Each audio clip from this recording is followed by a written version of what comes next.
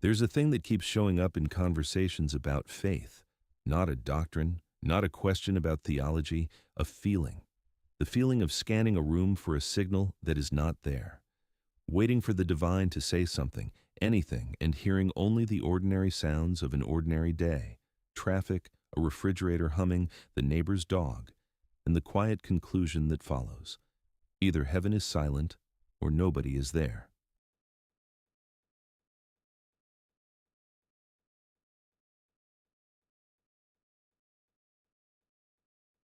The expectation is specific. Most believers, whether they say it out loud or not, are waiting for a voice, something internal, clear, unmistakable, a sentence that begins with "God told me" or "I felt the Spirit say."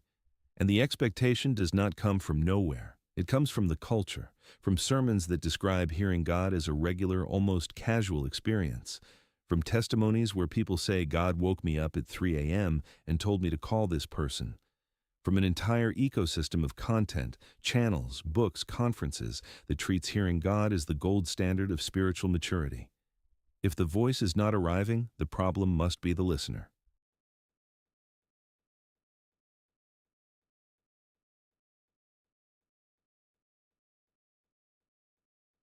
I spent years in that exact posture. Every morning, Bible open, eyes closed, heart as still as I could make it, listening for direction, for a word, for anything that sounded like instruction from heaven. And what I received, most mornings, was nothing. Quiet, the hum of an empty room. I tried fasting. I tried worship music. I tried changing positions, changing translations, changing the time of day. Nothing worked. And the shame of that, the accumulating weight of silence in a faith that promises communication, nearly broke me.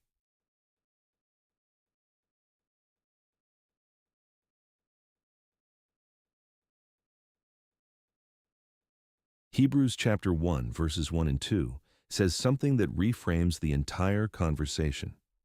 In the past, God spoke to our ancestors through the prophets at many times and in various ways. Many times. Various ways. The writer is acknowledging something critical. God has never used a single channel. There was never one frequency. The prophets received dreams, visions, audible words, burning bushes, still small voices, donkeys that spoke, handwriting on walls. The method changed constantly. And then the verse continues. But in these last days, he has spoken to us by his Son. The shift is from method to person, from technique to incarnation. The primary channel moved from spectacle to presence.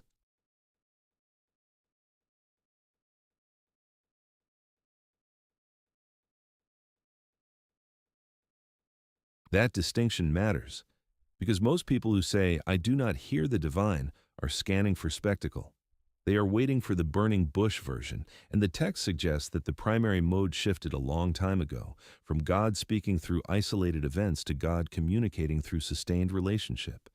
And sustained relationship does not look like a voice in the dark, it looks like something quieter and more distributed.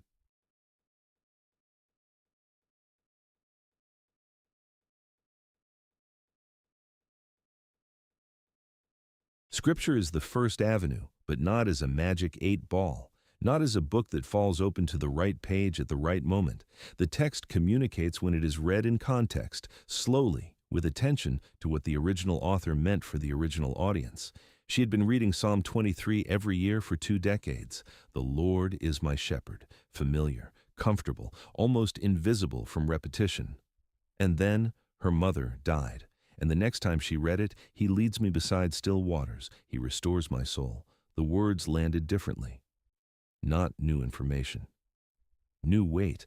The text had not changed. Her capacity to receive it had. That happens more often than dramatic encounters, but it gets reported less because it does not make for a compelling testimony at a conference.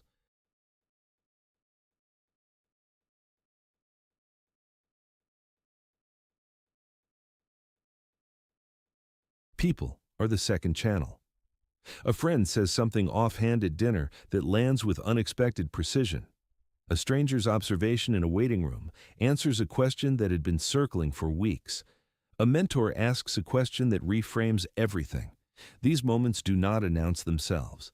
They do not arrive with a feeling of holiness or a tremor in the chest. They arrive disguised as ordinary interaction. And the only way to recognize them is to be paying attention to people, not scanning the sky.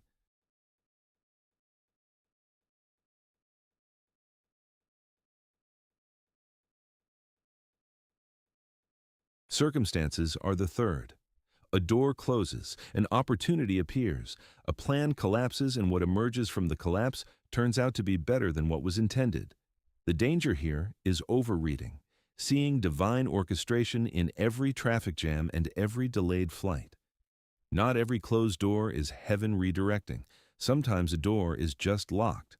But over time, across months and years, a pattern can emerge, a direction that was not chosen but was arrived at nonetheless. And that slow, retrospective recognition, the kind that only makes sense looking backward, is one of the most common ways people describe encountering divine guidance. Not in the moment, after it.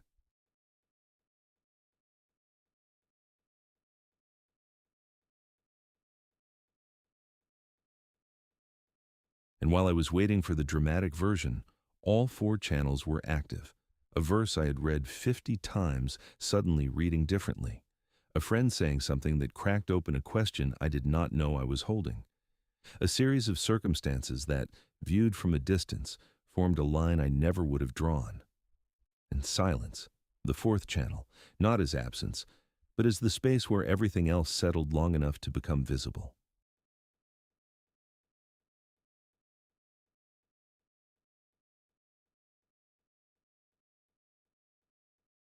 There's a passage in 1 Kings 19 that keeps surfacing.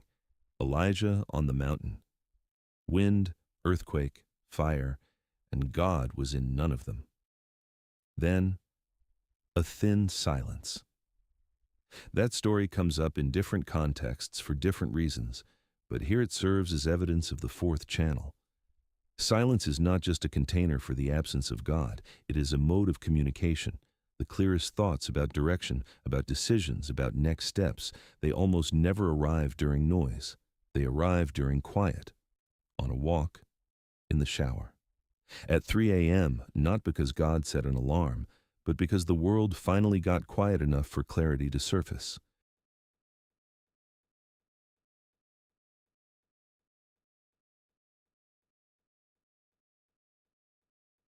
Something shifted the day I stopped waiting for the dramatic version. I started paying attention to what was already there, a passage that kept circling back, a friend who kept showing up at the right time, a pattern of circumstances that pointed somewhere I had not planned, and the experience of hearing the divine, which had felt absent for years, did not arrive as a voice. It arrived as recognition, the realization that it had been happening all along, just not in the format I had been taught to look for.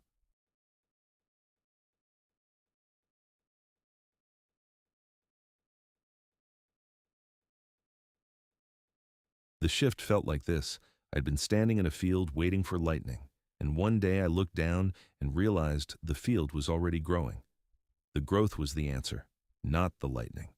And that reframe, from waiting for the event to noticing the process, changed everything. Not because the process was dramatic, because it was steady. And steady, it turned out, was what I actually needed. Not a sign, a direction, and direction does not arrive with thunder. It arrives with one step that makes the next step visible.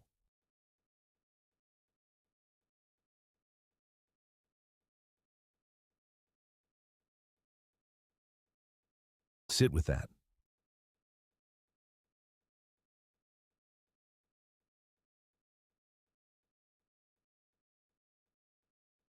And next time, a verse on every coffee mug in every Christian bookstore. The story behind it changes what it means entirely.